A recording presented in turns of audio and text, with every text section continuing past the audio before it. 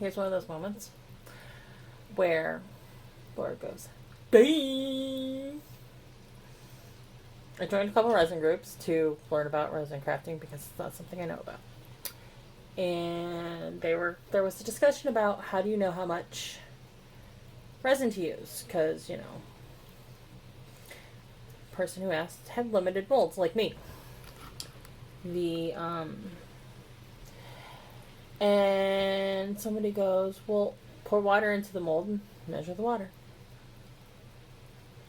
Why didn't I think of that? Tell me why. I didn't think of that. I mean, I've only got cups that have measurements on them that I use to mix the resin.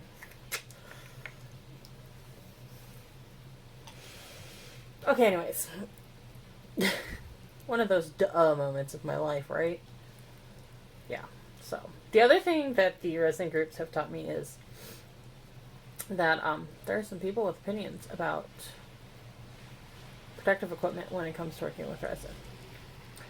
There are people who will tell you that regardless of where you work at, how long you work, you need to wear a respirator mask and you need to be like head to toe covered.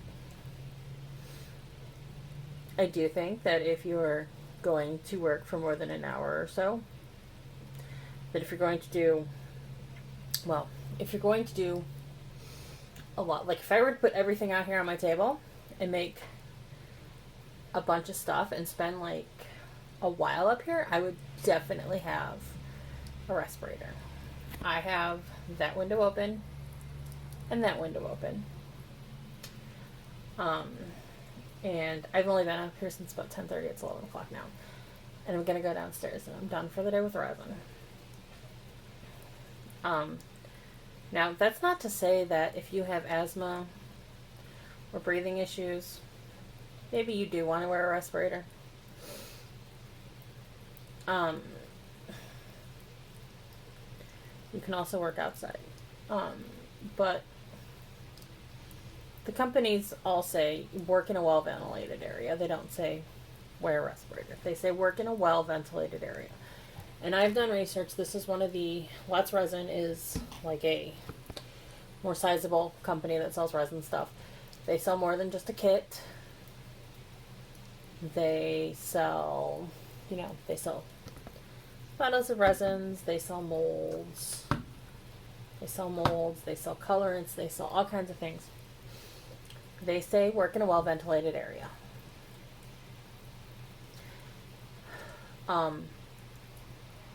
I don't know. I just don't know. I guess we'll find out if I have an allergic reaction.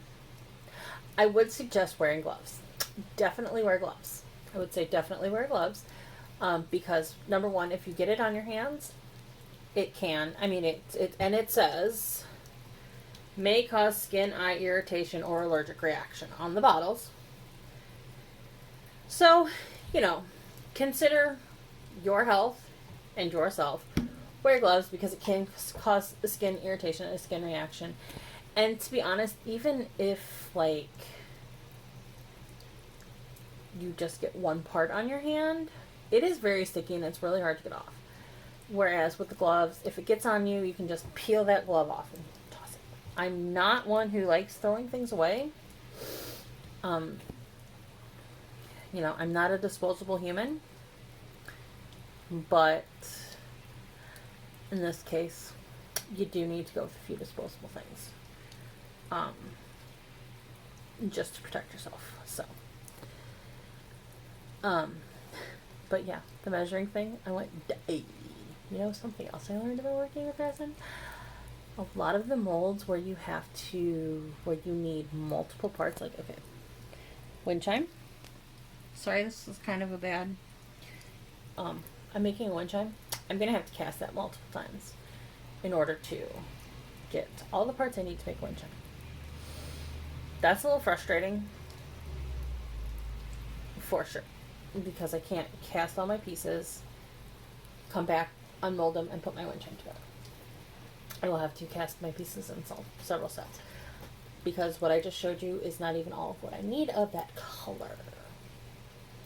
Some people suggested, and I've gotten various suggestions, buy a second set, buy multiple molds, go onto the D-stash group. There's a D-stash group. There's several D-stash groups. And see if you can find used molds cheap. Might do that for the tic-tac-toe.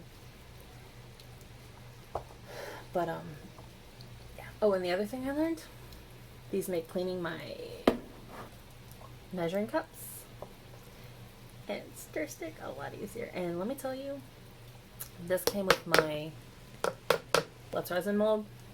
Let's Resin. Boom. This thing is great. This is better than the wood. What is this? I'm not gonna lie. That's my adventures. Continuing adventures in resin. I have to go make candles. Want to go see some candles? Welcome to the kitchen floor, where I'm going to have a mini rant. Because apparently, I'm a basic white chick now, because I like White Claw. That's what the internet tells me. People, but let's, why does liking a hard seltzer or hard seltzers make you basic? Or is considered something negative? I mean, let's be real. This has 100 calories, 2 grams of carbohydrates, and it's 5% alcohol, which is not a lot. It's light. It's good. I mean, it's good. I think it's good. But it's light. It's not a heavy drink. I'm not drinking this to get drunk. I don't know if y'all know this, but at 38 years old, I'm not drinking to get drunk anymore. You get to a certain point in your life, and drinking to get drunk is miserable. I'm not drinking to get drunk. I'm drinking because I enjoy it. I'm drinking because I enjoy what I'm drinking. I can drink this and enjoy this as much as I can. Whoa, up close and personal. Drink this and enjoy this. And guess what? This can of Dr. Pepper has 150 calories and 40 grams of carbs. This has a little bit of alcohol in it. If I'm home, why not drink this? But apparently it makes you basic. I think it's stupid to call people names and think of them in a negative way because they enjoy something that you don't like. I also think that the whole Karen trend is dumb. Yes, there are dumb women out there who throw temper tantrums because their coupon's expired and they still want to use it or whatever. But I know several Karens and they're lovely people. Why must we name call? Why? I want to know this. I do. There's like this huge, there's been over the last couple of weeks, there's been this huge thing going on in the infertility community too with, I'm just over name calling. I am. And it goes every which way.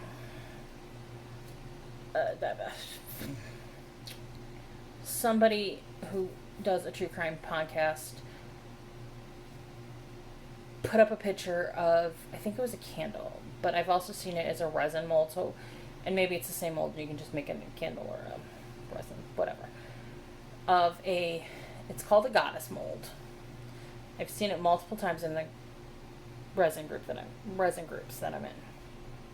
She's got curves, because real women have curves.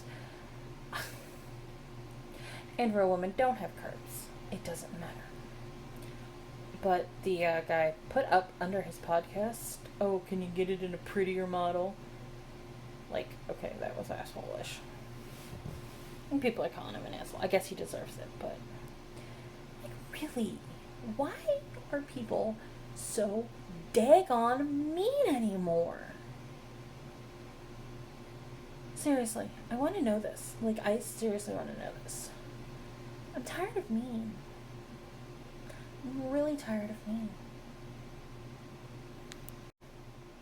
Okay, one more bit from today. I intended to do something before 4th of July, but 4th of July we can kind of, I craft with one of my friends online. I stitch with one of my friends online on Fridays. And by the time I get down to sit down and stitch, I forget that I want to film something, so I need to start doing them on a different day, I think, and maybe just scheduling them to go up on Fridays. But there's been a big sort of hubbub, brouhaha, I don't know what you want to call it, online, particularly on Instagram, because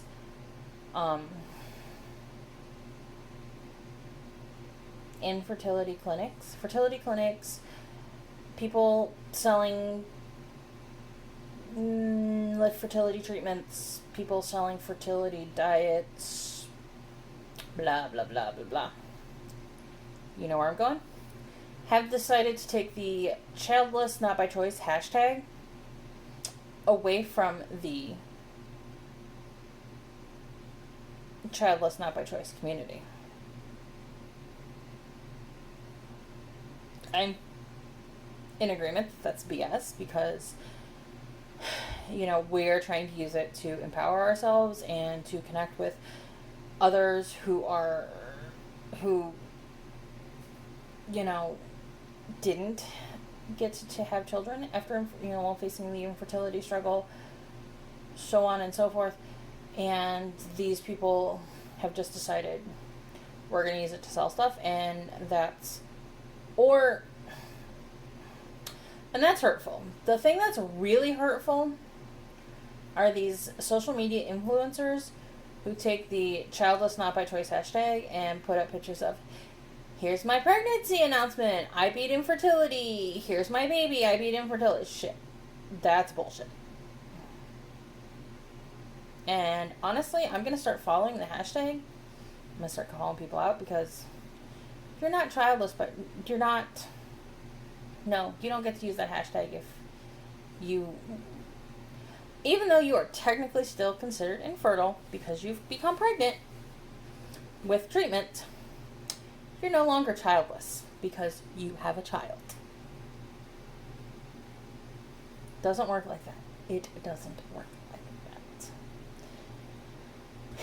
And I'm really tired of mean-spirited, mean people. And that is very mean-spirited. The childless community is trying to connect with one another. There is no support for women who have faced infertility and not had children. So it's just absolutely rude. Absolutely rude.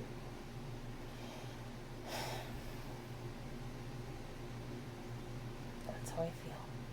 You can't tell. I've got work to do.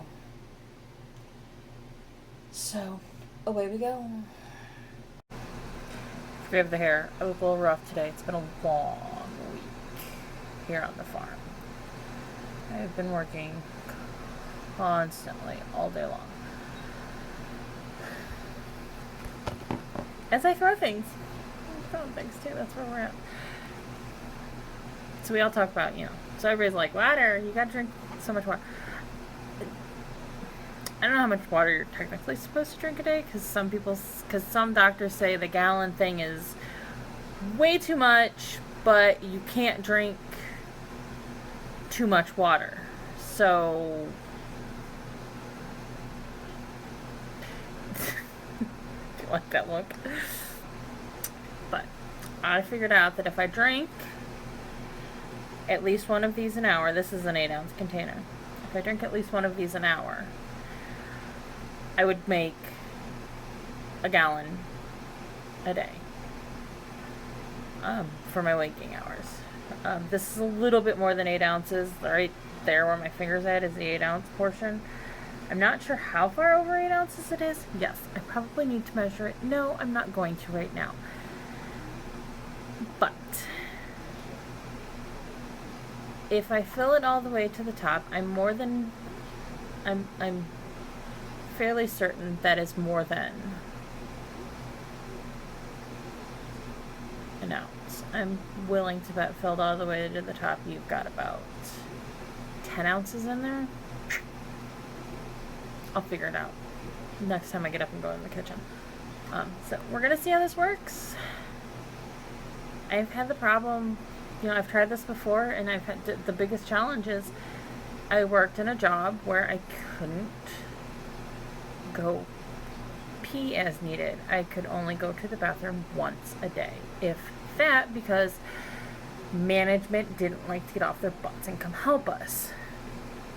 People wonder why people don't want to work for crappy minimum wage jobs anymore. Let me tell you. I digress. So we're going to see how this works. We're going to try it. What's worse that can happen? For real. What's worse that can happen? Now, I will chug this sucker.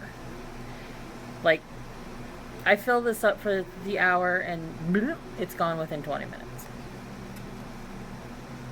Theoretically, I guess I could drink whatever I wanted after that, but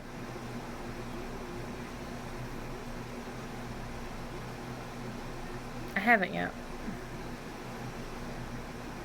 We'll see how it goes. Joe is going to have a wonderful freak out when he gets home, because the Zelda game that we ordered for his birthday is finally on its way. So that's what he's going to be doing all night. And I'm going to be sitting here cross-stitching. Happy Friday.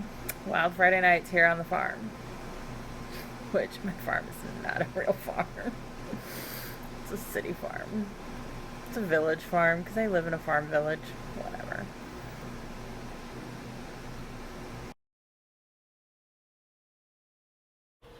There's something you don't see every day. That is a semi-truck backing down my road.